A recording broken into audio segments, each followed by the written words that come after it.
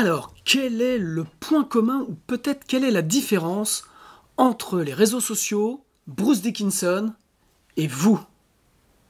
Eh bien, on va en parler, puisque en fait c'est un sujet qui revient en ce moment pas mal dans les commentaires sur mes vidéos, donc bibi blabla. Donc on se retrouve après l'indicatif, comme on disait dans ma jeunesse, pour parler donc du point commun, ou peut-être de la différence entre les réseaux sociaux, Bruce Dickinson et vous, chers amis. A tout de suite.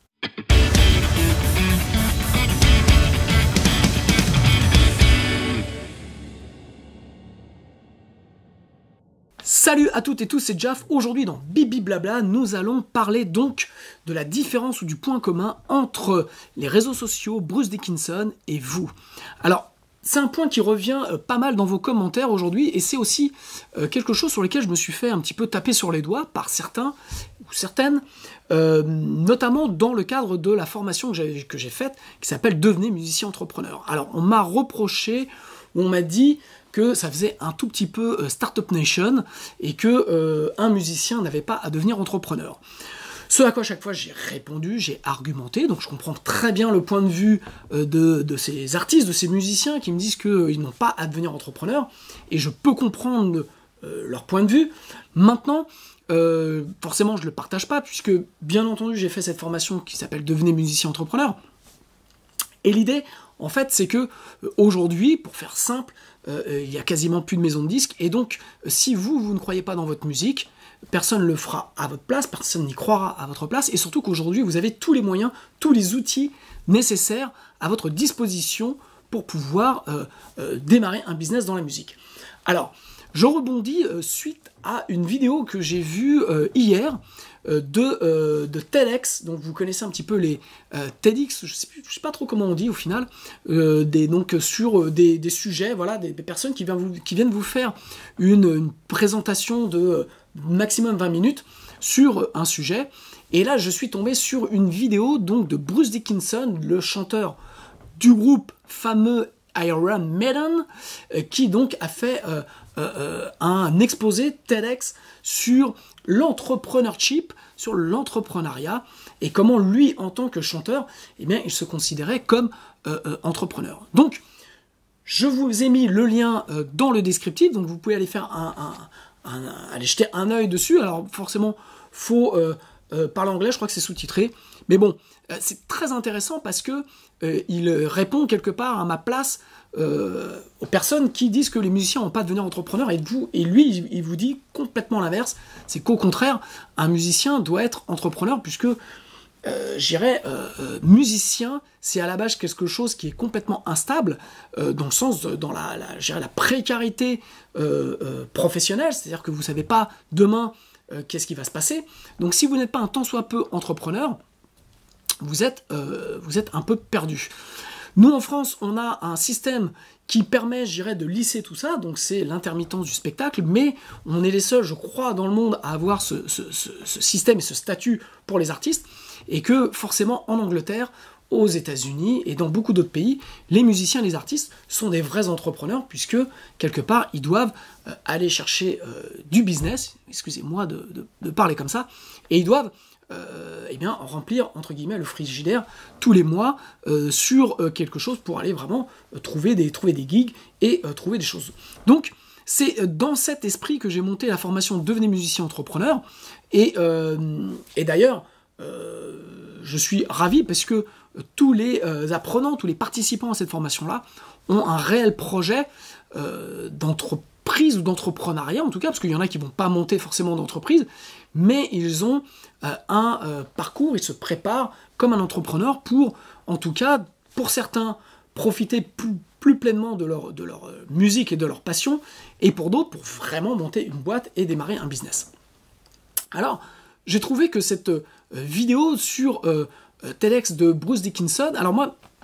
déjà, à part Maiden, Iron Maiden, c'est pas un groupe que j'aime. Voilà, je suis pas fan du tout de Maiden. Maintenant, je respecte énormément, puisqu'ils font partie pour moi ils font partie des géants, je dirais, de la musique, et notamment du métal, mais surtout, je les ai toujours vus en exemple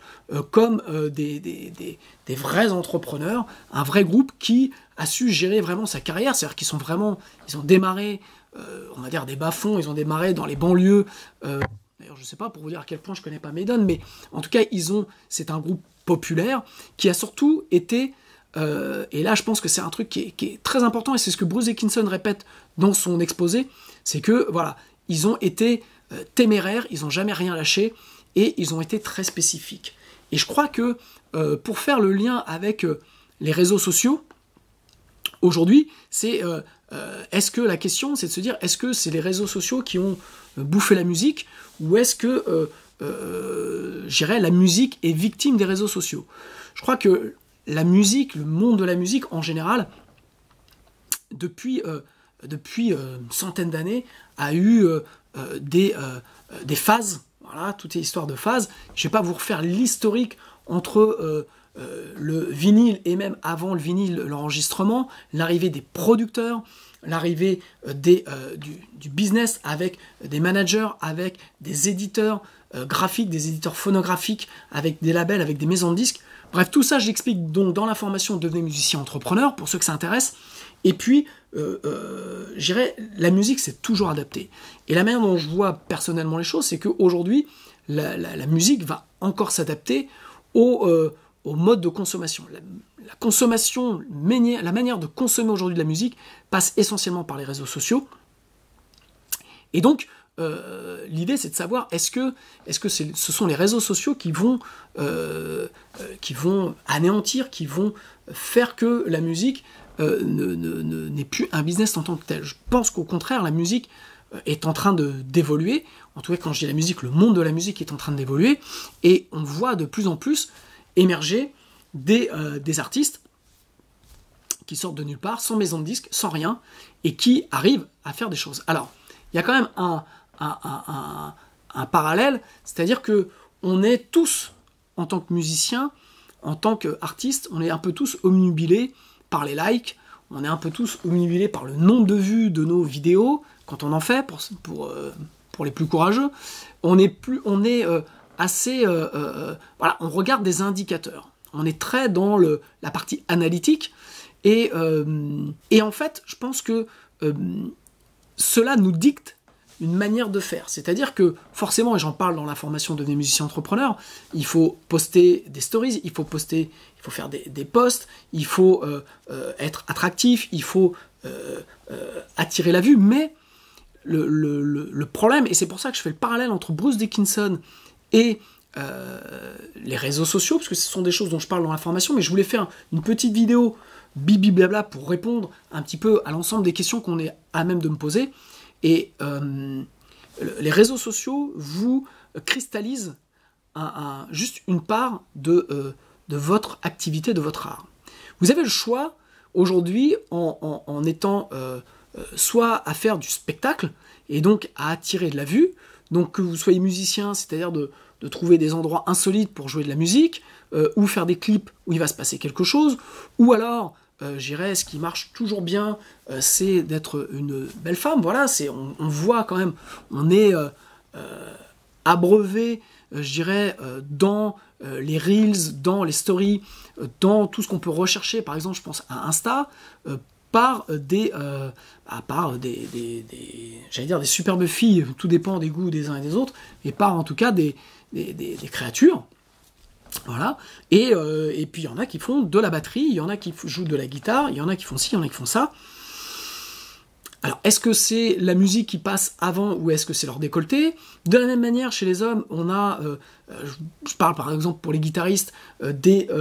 bouleurs de manches, donc on y va dans l'effet, voilà, donc là on parle d'effet et on ne parle pas d'art. Et c'est vrai que ce qui est intéressant d'observer, c'est qu'il y a deux stratégies, et en fait, je dirais, il y en a peut-être même parfois trois, c'est que si vous voulez exister en tant qu'artiste sur les réseaux sociaux, vous devez attirer l'œil. Voilà, vous devez être visible, vous devez faire envie. Et donc, vous avez 15 à 30 secondes maxi pour pouvoir quand on scrolle, quand on passe comme ça les fils, avoir envie de s'arrêter sur vous, sachant que on s'arrête sur juste une image, on n'a pas de son quand on scrolle, et donc donner envie à ce moment-là d'appuyer sur le petit bouton du haut-parleur pour écouter. Donc il y a ça, et puis après, ce qu'on se rend compte quand même aussi, c'est que je reviens à Bruce Dickinson, avec un groupe comme Maiden qui est très très très spécifique, qui a quasiment inventé un genre, mais qui, eux, font des morceaux de 7 minutes. Ils viennent de sortir un nouveau titre. Donc je suis allé écouter, et ce nouveau titre, eh bien, il fait 7 minutes. Et donc, on est très très loin, au final, des us et coutumes des réseaux sociaux dans les 15 ou 30 secondes. Alors, comment faire et comment se différencier? Personnellement, je pense que vous avez deux stratégies quelque part, ou en tout cas savoir ce que vraiment vous voulez faire, et ça c'est des choses dont je parle notamment dans les entretiens individuels d'accompagnement que je fais avec donc les participants à la formation Devenez musicien entrepreneur. C'est quel est l'objectif. On parle beaucoup à la base de quel est l'objectif et quel est votre point de départ. Et ça c'est important. L'idée c'est de savoir, est-ce que vous êtes musicien et vous voulez devenir influenceur? Donc à ce moment-là, vous devez être dans les faits et vous devez être dans la séduction, ou vous êtes un artiste qui fait une musique, par exemple, pour reprendre une musique un peu spécifique, comme Maiden, qui peut avoir jusqu'à 7 minutes, des titres qui peuvent être très longs, et à ce moment-là, vous devez vous positionner en vous disant comment j'utilise les réseaux sociaux pour attirer des gens en 15 secondes pour avoir envie d'écouter un titre qui va faire 7 minutes. Et c'est là où, je dirais, c'est pas simple, c'est là où c'est compliqué, parce que on le sait très bien, si vous faites un post, vous allez avoir dans un premier temps 2 ou 3 personnes qui vont, les potes, qui vont liker, mais vous n'allez pas avoir, je dirais, de créer une communauté. Donc vous devez, dans votre stratégie d'entrepreneur musicien, bien savoir pourquoi vous faites, quel est votre art, quelle est votre musique, quelle est votre ambition, et vous dire, eh bien, en fait, comment j'utilise les outils qui sont à ma disposition aujourd'hui, donc YouTube, Facebook, Instagram, TikTok, enfin, voilà, Twitch et tout ça, pour amener les gens à pas seulement, vous ne devez pas être seulement dans la séduction, vous devez être dans l'originalité, la spécificité, parce que vous savez très bien que, par exemple, si vous êtes musicien et que vous vous placez en tant que guitariste sur la rapidité et donc faire juste de la technique, eh bien vous allez devoir soit être très très bon, très très rapide, ou sinon vous n'allez avoir aucun intérêt par rapport aux autres. L'idée, c'est de faire la distinction entre votre art, votre musique, quel est son propos, et comment attirer des gens à votre musique. Et pour ça, il y a plein de techniques. Et c'est vrai que ce qui est, je trouve, intéressant dans le parcours d'un mec comme Bruce Dickinson, c'est qu'il est parti d'un statut, on va dire, de chanteur d'un groupe obscur dans les années 70, qui ont pourtant inventé un style, mais c'est parce que je pense qu'ils ont aussi inventé un style, parce qu'ils ont su prendre des risques, et ce qu'il dit très bien dans sa vidéo, c'est la prise de risque, c'est de savoir surtout remonter sur le cheval quand on vient juste de tomber, et ça, sont des choses que, pareil, j'explique dans la formation, ces choses qu'on voit ensemble, et puis je prends l'exemple de mon cas à chaque fois. J'ai fait d'ailleurs une newsletter à ce propos, et mes newsletters que je poste une fois tous les 15 jours le lundi, je parle beaucoup de ça, on échange sur aussi nos échecs, parce que entreprendre dans la musique, c'est avant tout des échecs, avant des succès. Donc il faut être capable de remonter, comme il dit, sur son cheval, et puis être capable de défendre une vision, de défendre une envie, une musique, et ne pas être dans la copie. Si vous êtes dans la copie, vous allez forcément être noyé dans la masse, et comme je le dis à chaque fois, on préfère toujours l'original à la copie. Donc, la copie va vous aider à avoir plus de vues plus rapidement sur les réseaux sociaux, mais en aucun cas vous allez transformer par la copie, je dirais, des gens qui vont devenir fans. Ou alors il va falloir être très très très créatif, ou très très très malin, mais je dirais, ça va durer qu'un temps. C'est-à-dire que les gens vont vous regarder un moment, et puis vous êtes toujours dans les faits. Et donc la question derrière tout ça, c'est de se dire, par rapport aux réseaux sociaux, et là c'est vraiment une question que je me pose, c'est de me dire, est-ce qu'un groupe comme Maiden, est-ce qu'un groupe comme Queen, est-ce qu'un groupe comme Pink Floyd, et puis vous pouvez en prendre plein d'autres, est-ce que des groupes comme ça arriveraient aujourd'hui, par les réseaux sociaux, à passer, je dirais, à être repérés, à être vus,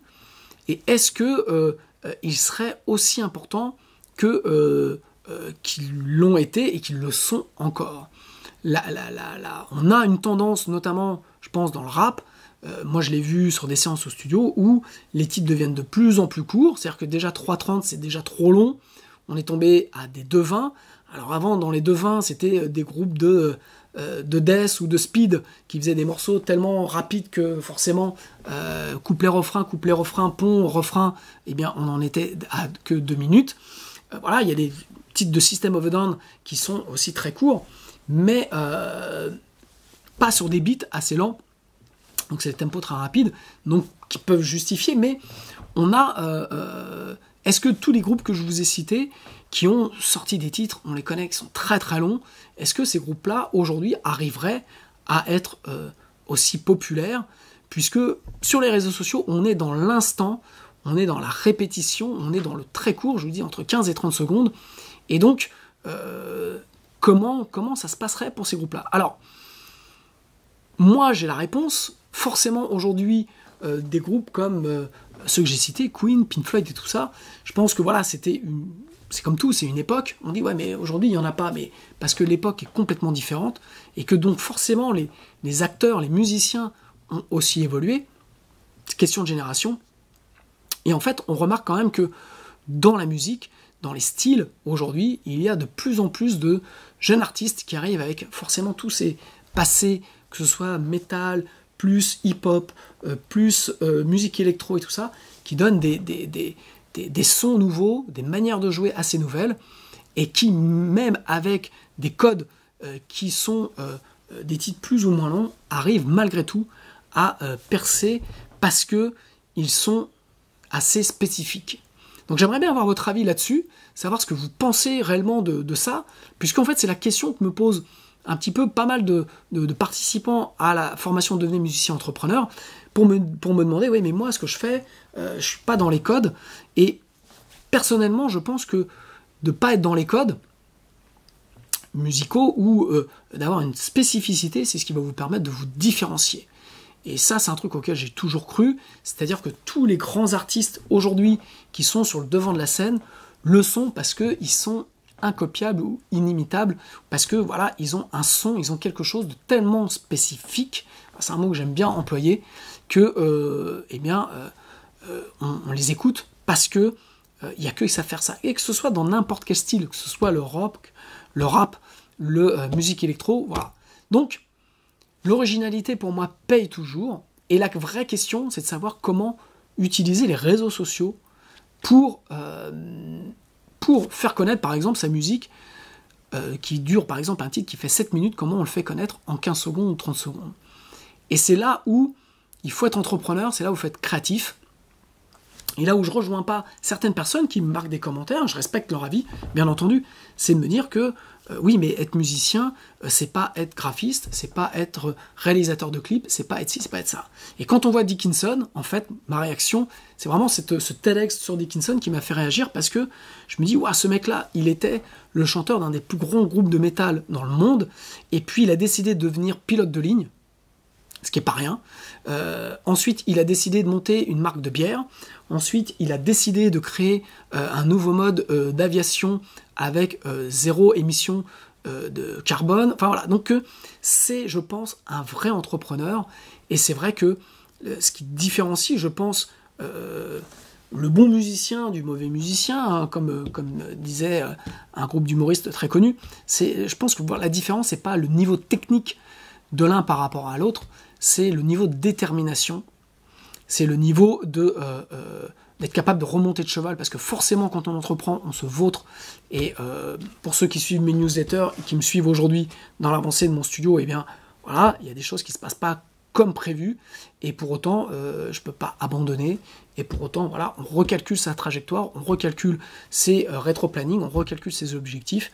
parce que la volonté derrière est de... parce que la volonté est de derrière faire de la musique spécifique,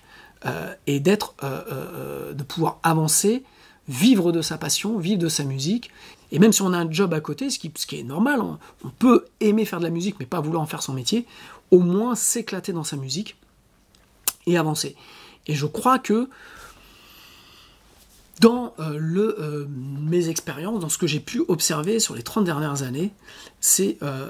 même parmi les amateurs, ceux qui avancent, ceux qui sont vraiment plaisir, sont des gens qui sont quelque part entrepreneurs, qui ont envie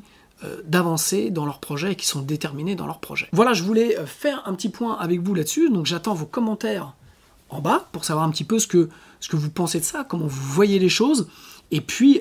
quelles sont vos idées, vos stratégies pour des morceaux qui font 3, 4, 5, 6, 7 minutes dans